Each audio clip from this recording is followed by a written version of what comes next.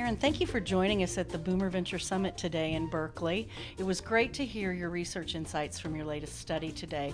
Can you tell us a little bit more about what you've been doing for Merrill Lynch? Sure. At AgeWave, we've been working with Merrill Lynch closely over the past 5.5 years, and we've done a lot of work on the topic of retirement. Most recently, we released this report on women and their finances titled Beyond the Bottom Line.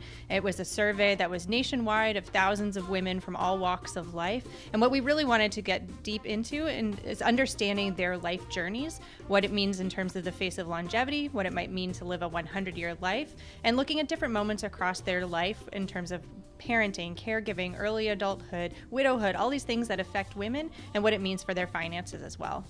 That's terrific. Those life stages are so compelling, and I'm sure you've found out that those are really provocative consumer moments for women.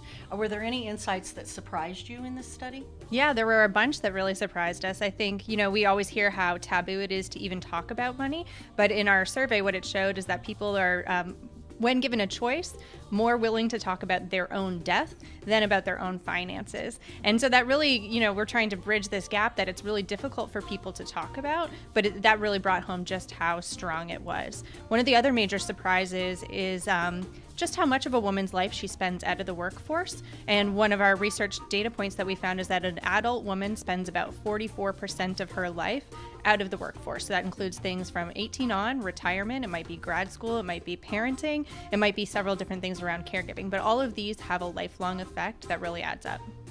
That's really interesting. So what's new and what's next for you at AgeWave?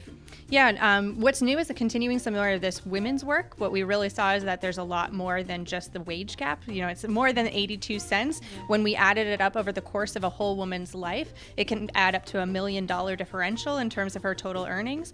And then in terms of what's next, we'd like to see more people learn more about those findings, getting those out there and continuing to work on other life stage work ahead. Thank you again for joining us for the research panel this morning in Berkeley. Thank you very much, Larry.